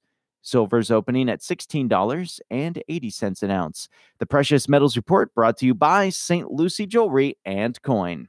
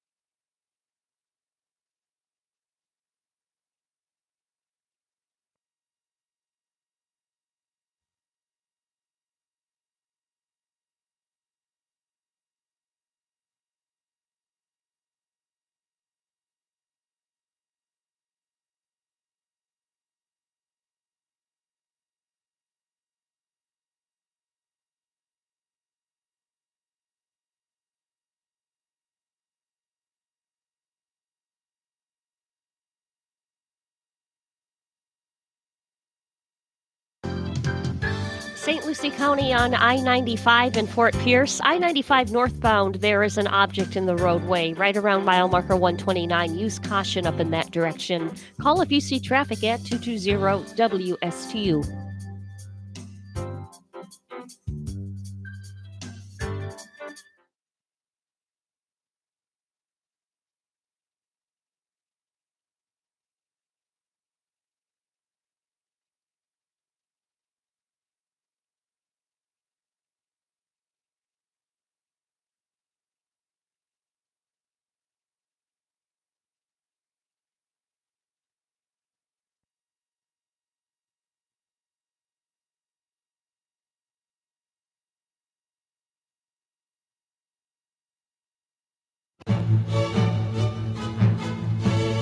Space, the final frontier with Randy Siegel and the Space Report here on WSTU. Good morning, Randy. Good morning to you, sir. Well, yesterday's launch headed to the International Space Station was supposed to be the launch of the first black astronaut to live in space. That would have been Janet Epps. But almost 6 months later, or 6 months ago, she was pulled off that mission, and no reason has been given as to why she was pulled off of that mission. They say it's a personal reason that it was done. She has no medical issues or family problems that would have prevented her from flying. So NASA is kind of steeped in protecting Janet Epps and explaining exactly why she was pulled from that particular mission. The astronauts who are on their way to the International Space Station continue to have a smooth ride on their Soyuz spacecraft. Serena Unan-Chandler, Alexander Gerst, and Sergei Prokopyev are on their way to the station, where they will dock tomorrow morning at the Russian Urusvet module at about 9:07 a.m. So we'll be able to give you an update tomorrow as we await their arrival to the International Space Station. At 8:15, docking coverage will be on for NASA in anticipation of that 9:07 a.m. docking. And then it'll be 10:30 when the hatches open and the crew gets ready to head towards to the International Space Station to begin doing their science work on board. The crew that is currently on board the station has been doing a lot of maintenance work as well as a lot of additional science work. They work with the electrostatic levitation furnace. The crew exchanged sample holders to prepare for the upcoming ground command operation of that facility. It's designed to levitate, melt, and solidify materials by containerless processing techniques using the electromagnetic levitation method, an interesting way to do science on board. They're also tending to their garden on board. They are working to make sure that their plant facilities are working properly so they can produce veggies on board the International Space Station for consumption. And they continue to watch that. They are also doing a myriad of other work on the space station, including cleaning and preparing for a spacewalk that'll be taking place in the not-too-distant future. They are scrubbing the spacesuits, making sure they're working properly, and that there are no problems with that. SpaceX has let it be known that the next Falcon Heavy will be launched with all brand new engines. In other words, the Falcon Heavy will fly with the Block 5 version of that booster. SpaceX feels that they want to be certain that the Falcon Heavy, their flagship, will work properly on their next flight. Teams are targeting no earlier than late October for the launch from the Kennedy Space Center, with the company placing into orbit an actual satellite, not a Tesla car, but an actual satellite for the Air Force, primarily for Space Technology Program 2 mission. But all is going well with SpaceX as they continue to upgrade. They have also let it be known that there will only be probably one more launch of a reused vehicle that has a Block 4 engine in it. After that, all launches that will take place will use the Block 5 engine, because the Block 5 engine was designed for multiple uses and will be able to fly at least 10, if not more, times into space. Ex-European astronaut Pedro Duque of Spain was named by the new Spanish Prime Minister as Spain's Minister of Science, Innovation, and Universities. They decided that his great knowledge and his abilities as an astronaut can easily translate over to helping the civilian sector of their country. In 2011, he returned as a member of the European Space Agency to head the Flight Operations Office located at the Columbus Control Center in Munich, Germany. For the last 3 years, he has worked in the astronaut corps with responsibilities for the control and review of future ESA projects. So Duque, leaving the agency, getting a new job in Spain. The merger between Northrop Grumman and Orbital ATK has been finalized. Yesterday, the companies had made the decision, and the board of directors elected Blake Larson as the corporate vice president and president of Northrop Grumman's Innovation Systems, reporting to Kathy Warden, Northrop Grumman's president and chief operating officer. Larson previously has served as chief operating officer for Orbital ATK, but now that merger is totally complete. SpaceX has delayed its plans to send tourists around the moon. They believe that now is not the time to have that happen. They believe that they have to concentrate on their new rocket, number one, and to make sure that everything is ready for the commercial crew trips to fly with astronauts to the International Space Station. So as a result, they've made the decision to delay and stand down on a tourist flight. It'll be interesting to see whether they meet their goal of launching their spacecraft to the International Space Station this year with crew members on board. It's also the 15th anniversary of the Mars Express. 15 years ago, ESA's Mars Express was launched to investigate the red planet. And today it is still operating and giving great science work from orbit around Mars, something that is very important if we intend to go there in the not too distant future. Lastly, we want to tell you that NASA is in the process of evaluating a report by an independent review board on the James Webb Space Telescope. They know that the telescope is way over budget and that launch has been delayed probably till 2020, something that was never anticipated previously. They know there were mistakes made by Northrop Grumman during the process of assembling that facility. So now NASA will get a full report, talk to Congress, and let it be known exactly what will happen with this vehicle. It appears that launch will take place no earlier than May of 2020.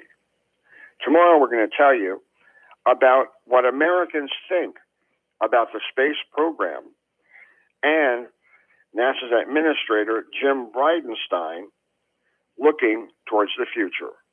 So until tomorrow, have a great day, everybody. Randy Siegel with the Space Report on WSTU. Portions of Mike and Bonnie in the Morning are brought to us by Ellie's Downtown Deli and Catering. Chef Mark at Ellie's Deli, always serving up delicious hoagies and paninis, fresh jumbo wraps, sometimes specialties too, like the open-faced blackened steak sandwich with a sliced sirloin mixed with the sauteed onions, peppers, and some melted cheese. It's on garlic toasted sub roll. And of course, served with your side of a choice too. Maybe you can make it some mixed black and green olives today, or maybe some golden fluffy potato salad at Ellie's Deli in Stuart. Oh, yeah. Ellie's Downtown Deli and Catering. Don't forget about their catering options. Whether it's a wedding, a rehearsal dinner, a private intimate function, or maybe even a business setting, whatever you have in mind, Ellie's Downtown Deli and Catering can help you out. Chef Mark Mahler and the staff over there are fantastic. The food is amazing. It's got a great budget, a great price point, and they can make pretty much anything, anywhere. Check them out. They are located at 18 Southeast 6th Street, just off Colorado Avenue in Stuart. Check them out on Facebook, facebook.com/Ellie's Downtown Deli, and give them a call at 772-781-6605. Tell them you heard about it from Mike and Bonnie in the Morning.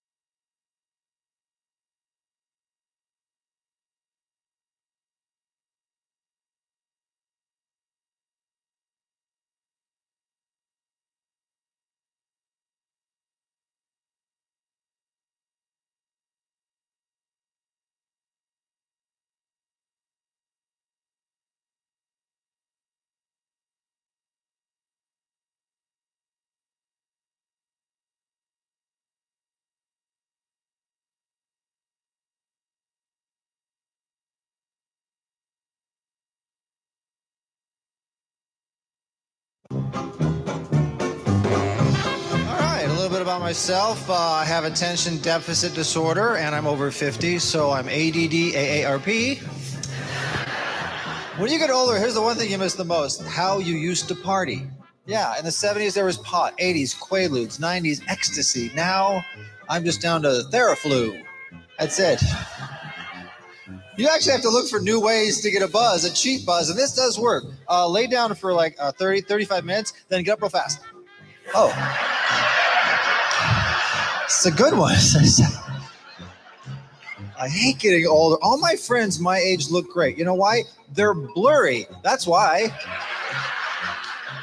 I'm starting to pee in Morse code. Anyway, you got to keep healthy. What you're doing right now is keeping you healthy because you release endorphins when you laugh a lot. And that's why after a comedy show, you walk around for a while like, oh, yeah. And I forgot that. And I actually got an email from a woman. She goes, can you speak to our group about the healing powers of humor? And I had to write her back. I said, I'm not a motivational speaker. I don't know if humor actually heals. And then it hit me. It was 7 years ago. I was at a theater like this. And in the aisle was a woman in a wheelchair, bless her heart, no use of her legs. Well, 20 minutes into my act, she walked out. So, yeah. It was just reported that 10 New Jersey beaches have been found to have unsafe levels of fecal bacteria. The good news, all the other beaches in New Jersey have safe amounts of fecal bacteria. Steph Curry right now is the odds-on favorite to win Series MVP, despite the fact that he's only 11 years old. Steph Curry could become the first NBA player to get Finals MVP and a learner's permit in the same year. In an odd moment during an interview on CNN this morning, White House advisor Kellyanne Conway appeared to misspeak when referring to President Trump as the commander-in-chief. Take a look. And the problem with the President of the United States and the Commander of Chief expressing that opinion. She said Commander of Chiefs. Commander of Chiefs. No wonder Donald Trump always looks constipated. I mean, she misspoke. To be clear, he's not the Commander of Cheese. But here's my question. My question is that a real position? And if so, do you have to be American-born to hold that office? Because I'm interested. I would crush being Commander of Cheese. There's an awesome video that is making its way across the interwebs. And in case you missed it, it's a woman at a Padres game on Tuesday night. She's sitting in the upper section behind home plate, and the batter hits a foul ball, goes over the netting, comes straight back right into her beer. She's sitting up there and just blop. The foul ball just lands right in her beer, and everybody immediately around her starts losing her mind. She jumps up like she just won the World Series. She's screaming, laughing, pointing at everybody, hamming it up. That's awesome. And then she does the only thing you can do. Like, just as the cheers are starting to die down and she realizes she's about to lose the crowd, she knows exactly what she needs to do to win them back. She chugs the entire beer. Oh, yeah. Just baseball in it still. Just look, the entire thing gone. That is great. You would have think that ball would have splattered the beer like all over her, Yeah. her like shirt or something. I actually thought when I clicked on the video for the first time, I thought that the beer was going to be half gone. Mhm. But it still looks like it's a full cup of beer. I mean, that ball must have come in there. She must have caught it at the apex. Yeah. Right at the height of this thing, so that it didn't have that downward force to splash all over the place. Mhm. Because there's a ton of beer still in this thing, and she's like, "I got this." Glug glug glug glug glug. Maybe that old ball in it made that beer taste better. I bet you it was dirty. Bet you there was some sweat. I would imagine so. Here's a story out of West Palm Beach. A 26-year-old guy named Andrew Williams got angry with a cashier at a liquor store when he got carded back in 2016. Apparently, Andrew didn't have his ID with him, so he threatened the cashier and yelled, "Remember my face," before storming out. He came back later that night with a gun. Oh, boy. And shot the cashier in the arm. Now, the cops never tracked Andrew down because the security camera didn't get a shot of his face, but luckily the cashier is good at following orders, Mhm. He took Andrew's advice and remembered his face. Now, last Tuesday, 2 years later, police got an anonymous tip that the guy responsible for the shooting lived nearby. The caller gave them Andrew's name, and the cashier was able to pick him out of a lineup. That's perfect. You know that they probably scared that cashier so much that that would just be a face that you would never forget. Yeah. Now, you might be thinking, how do they really know that it was that guy? He's facing attempted murder charges now. Well, the cops were able to confirm that they had the right guy because it turns out Andrew was issued a driver's license the day of the shooting, and he was wearing the same sweater in the surveillance footage from the liquor store as on his license right now. So it's one of those things where I don't remember when I went to go get my license, they give it to you right then, right? Yeah, you right go, away. You take your picture, they do their thing, they stamp it, they put the laminate on, and they hand it over to you. It's instant and it's really fast. So there's no excuse for him not to have his, like, this whole thing could have been easily taken care of if he had just had his license, or maybe what happened is he had lost his license, tried to buy the alcohol, got mad, left, got his ID, and then went back to the store. Then maybe he did it. Sure. Ancient Chinese secret, huh? Yeah, maybe it is. This story, there's two stories here that I just thought were wild. A 23-year-old guy named Anthony Clark saw a car parked on the side of the road in Southern Oregon on Saturday, and even though a few cops were standing right by it, waiting for this car to get towed, this guy, Anthony Clark, decided he would hop on in and steal it. Got into a high-speed chase with some other cops, which included him busting through chain-link fences, going the wrong way, down a bunch of different roads, running over 2 sets of spike traps. Oh, my gosh. The cops finally caught him when he got out of the car, ran into a trailer park, and tried to steal a different car. What a moron. Now, why did he do all this? Well, he told police he had taken LSD and thought that he was playing the video game Grand Theft Auto. That could very well be. I mean, I've never taken LSD before, but I'm sure it could do something like that to a fella. He thought life was the video game, which is not an excuse. He was arrested on several charges. There's another story that is straight out of Grand Theft Auto, where somebody posted video of police cars pursuing a tank. And, well, more specifically, an armored personnel carrier that looks like a tank. It's driving on a city street in Virginia. There are cops in front and cops following close behind. Turns out it was stolen. Yeah, somebody stole that, didn't they? By an Army National Guard officer who eventually turned himself in. He was, of course, under the influence of drugs. No one was injured in that one. But that's straight out of the video game where you can steal a tank. Yeah. Oh, that story is something else. Here's some random facts to end the day on. Netflix has actually been around longer than Google. It has? Yeah, Netflix was founded in 1997, Google in 1998. I would have never have guessed that. No. I would have thought Google to be older for sure. The U.S. military manufactured way too many Purple Heart medals when they were planning the invasion of Japan. I mean, if you followed that part of history at all, you know that the invasion of Japan was just going to be devastating, and that's what led to the dropping of the bombs. The Purple Hearts that they award today are still from that supply that they made. Wow. Because of what they thought they were going to need after invading Japan. Mm-hmm.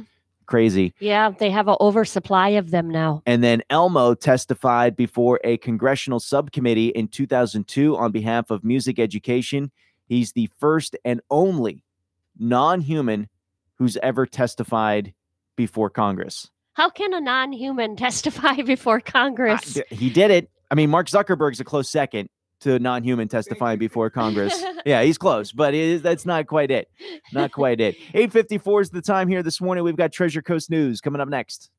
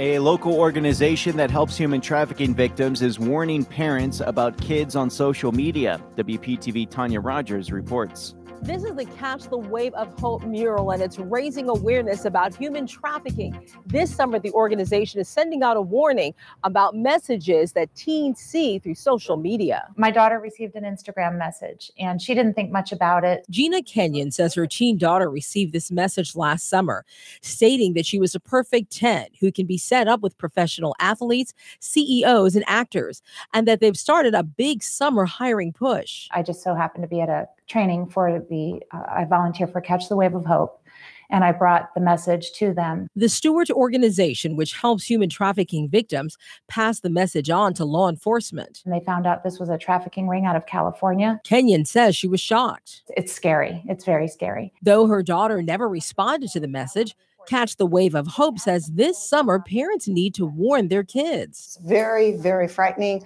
She's only 16 years old, but average age of girls is 13 in America, and average age of boys is 11. And traffickers are targeting these children. They're targeting them over the summer. Lynn Barletta says it's important to talk with your kids and know what they're looking at online, especially during the summer months. So children can be messaged, and if they respond to the message, the grooming process can begin, and it could take less than 2 weeks to talk a child into meeting a trafficker somewhere without parents knowing anything. The organization is in the process of raising funds connected with this mural to build a home for trafficked girls. Reporting in Stewart, Tanya Rogers, WPTV News Channel 5. A stray cat ended up being reunited with a family miles from home. Employees at Patrick Exterminating in Stewart called Animal Services about a friendly stray cat that had been hanging out near their business. Officials scanned the microchip on the cat and discovered that his name was Mason and that he had been missing from his West Palm Beach home for several weeks. The family had posted flyers and searched the area near his home, but never thought to travel north 35 miles to check out Martin County. Well, thanks to Mason's up-to-date microchip, officers were able to notify Mason's owners and reunite him with his family. Now, scientists or customers of Florida Power and Light will be getting a slight break on their summer bills thanks to the recent overhaul of the federal tax code, which lowered the tax rate for corporations like FPL. Tuesday, the State Public Service Commission approved reductions in customer bills tied to the utilities tax savings.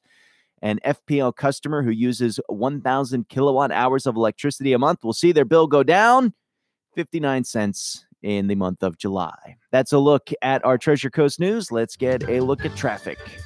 And traffic out on the roads right now, we don't have anything to report. We don't have any accidents. And there's your latest look at traffic. Treasure Coast weather. And it's 79 in Stewart. WPTV weather is brought to you by Code Red Roofers. Roofers who respond. Code Red Roofers cares, calls you back, shows up, and finishes on time.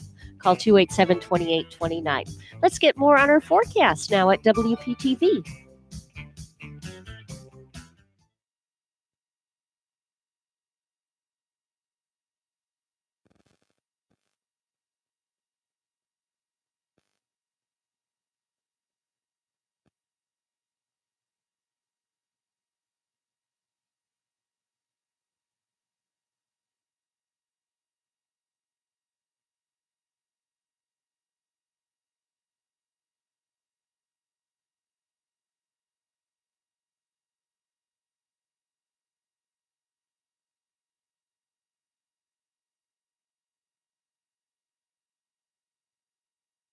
That's going to do it for us here on this Thursday morning. Thanks for joining us. We've got the Forum up next with Pat Sacco, followed by Ray Lucci at noon, Michael Medved at 3. We're